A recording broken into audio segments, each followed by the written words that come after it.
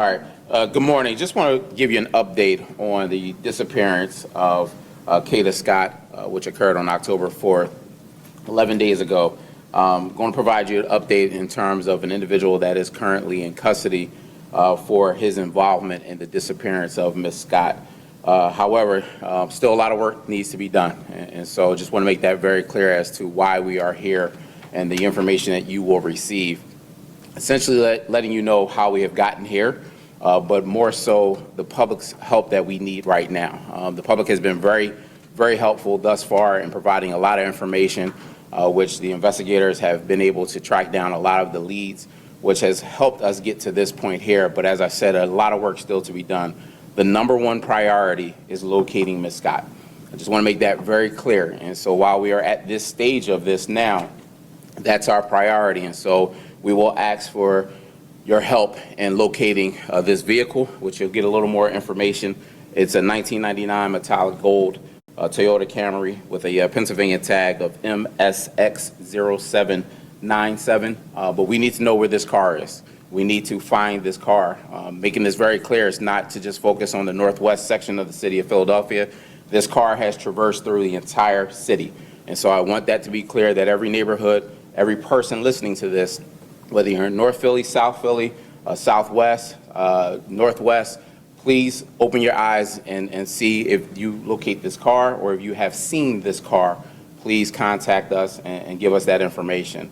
The second part of this is the individual that Deputy Commissioner Venor will provide his information very shortly. Want folks to understand this person has a little bit of a pattern of this type of history. And so we want to encourage anyone that may have been involved with this individual, anyone that may know this individual, please, at this point in time, make that phone call. Feel comfortable enough to call us and let us know if you have any information regarding this person, regarding any interaction you've had with this individual. If you have been a victim of any crime regarding this individual, I want you to understand now is the time to make that phone call and let us know. Give us that information so that we can continue on. Again, just want to make it very clear that a lot of work has been done, starting off with Northwest Detective Division, and then this case shifting over to homicide, making it very clear that the case was shifted to homicide because we have the most experienced investigators in our homicide unit. They have the most experience dealing with all types of investigations. They also have the most resources available to them. And so we have the hopes that we are still treating this as if Ms. Scott is still alive. And that's why we want the public's help in trying to locate every single piece of this. But I just wanted to make that clear because I know there's been some reports once it shifted over to homicide, folks not understanding the why. And so that's the reason behind that. At this point in time, again, appreciate the help that we've gotten. I want to turn everything over to Deputy Venor to go into more details about the individual that has been taken into custody and some other pertinent facts of the investigation. Right. All right, good morning.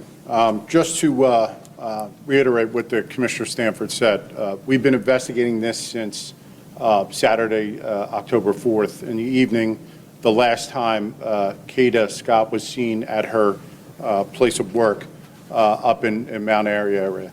Our evidence that we followed, and we did involve a lot of investigators on this, led us to several places, that digital evidence, and as everybody knows, we searched a very large area up in the Arboretum, and we came up really with negative results. After that time, we asked the Homicide Division, the FBI Violent Crime Task Force to enter into the investigation to assist. All right, and we continued our search trying to track Ms. Scott's whereabouts along with anybody she may have encountered during that time. Our evidence is pretty clear that she was in communication with an individual. That individual appears to meet her very shortly after she leaves her place of work. And very shortly after that, she disappears off of the footprint.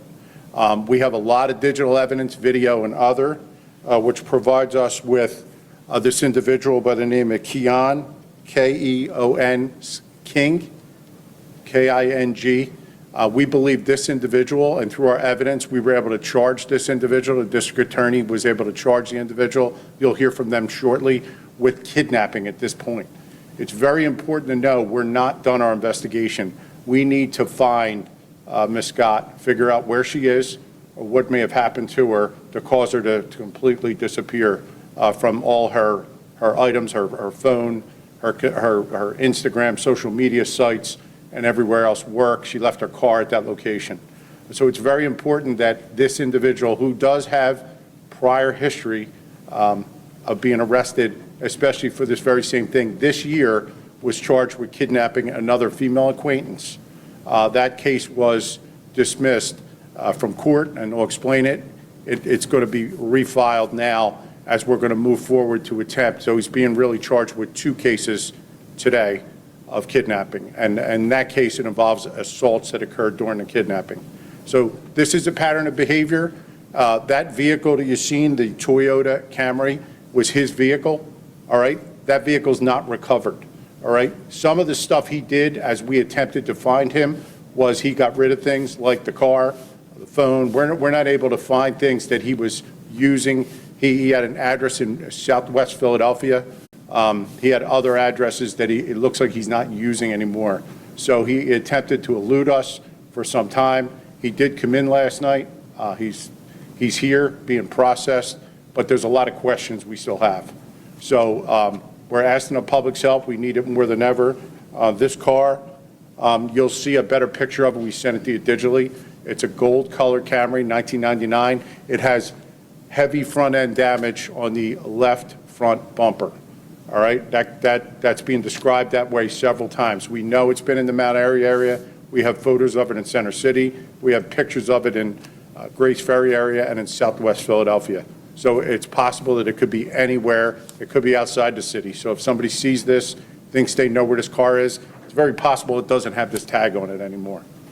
So if you see a car like it, we're urging you to call police, have it investigated. Any information on this, you can call our tip line, 215-686-TIPS, 8477, or the Homicide Division directly, and give that information. All right, I'm going to turn things over to ADA Teslowski, who could speak a little more about the charges and potentially other charges that he's facing.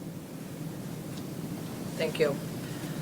My name is Ashley Teslowski. I am an assistant district attorney in the homicide unit.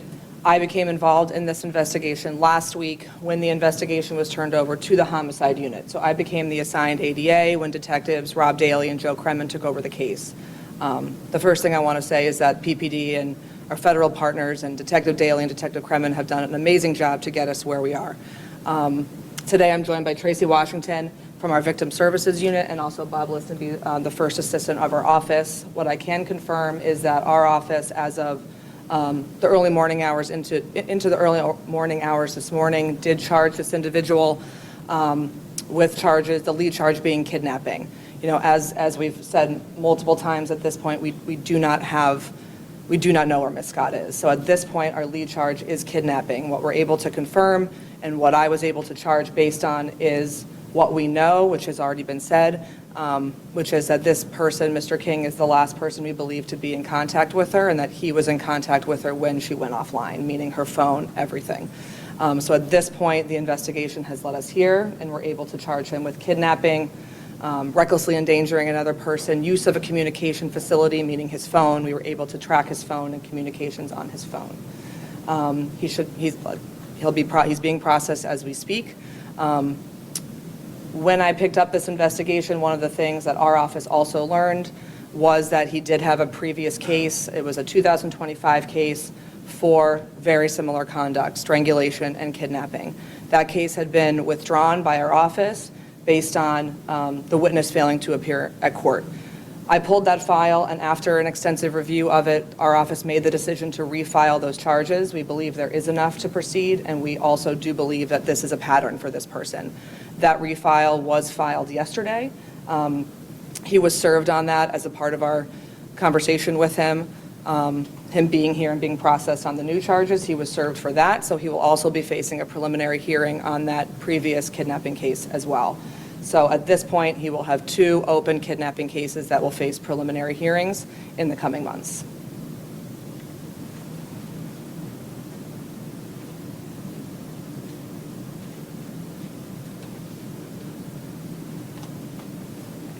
I don't know if there's any questions. For the district attorney's office, how many times does a defendant, does the case appear before a judge that it's then withdrawn? I mean, how many times does this matter come before a judge and the decision then gets made, it's withdrawn?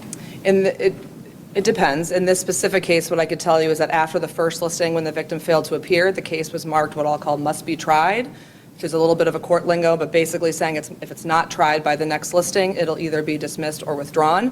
It was marked that way after the first listing when she didn't appear in court, and then at the second listing, when again we didn't have the witness or the victim in court, it was at that point withdrawn, given the previous marking.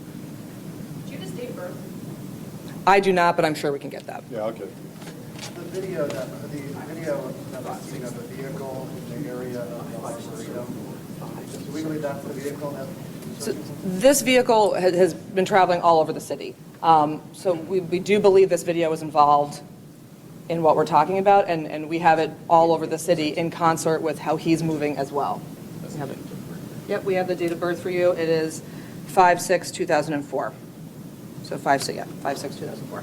Do you guys know how the two knew each other, how long it had been, and is this the specific individual that Kada had expressed concern about, specifically harassment? I'm not willing to comment on that at this time. That's still very much being investigated in terms of their relationship and how long they knew each other. So the significance of the car right now, the urgency, if you will, can you address why you believe people need to find this car? Sure, I can certainly comment on that, or if you want to. I mean, at this point, we believe he is connected to this vehicle. We also believe she may have been in that vehicle. As far as the other case, the kidnapping case, Yes. can you just explain some of the circumstances surrounding that case, as brief as you need to be? Sure. That case is an individual that was known to him, a domestic in nature. And what I can say is the allegations in that case are that he kidnapped a woman in front of her house, threw her in her car, assaulted her, and then eventually let her out of the car. There is some video evidence, I believe, that'll be played at the preliminary hearing, but that was domestic in nature. And do you have a time or about when that happened? It was this year in 2025. The case was withdrawn in May, so it predates that by a little bit. Where was the last location this car was seen?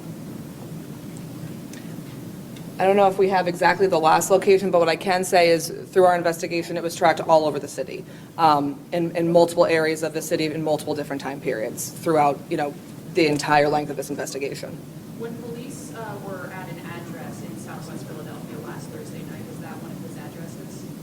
It was one of the addresses connected to this investigation. Do you believe anyone else might be helping King or possibly be driving that vehicle for him? In terms of other people being involved, I don't have comment on that at this time. It's still very much being investigated. There have been several phone numbers involved that we've been tracking, but all roads at this point lead to him, and so that's what we're hoping leads us to her. After she arrives at work at 10 o'clock, how big is the time limit that she actually remains at work before leaving? Yeah. She's not there long at all. She gets there maybe just before 10, and right after, she's out maybe 20 minutes. That's what I'm told. Are they communicating at this point? We believe they are, yeah. Do you know how the two knew each other? I don't know their relationship. Obviously, they had a connection. They're going back and forth, and they've known each other for a short time, but I don't know how long. Do you know if she was willingly meeting him or? I don't know. I don't know yet. Just going to take a couple more questions, just to get this information out there. 2 more questions? I just wanted to see, is he saying anything, is he being interviewed? I'm not going to comment on that at this point. Next question. All right, good. Thank you very much. Thank you. Hey. Plug talk. You're looking at the You plug. understand how the fuck my plug talk? Whoo! You know I got it. Brought to you by Daily Plug. Yeah.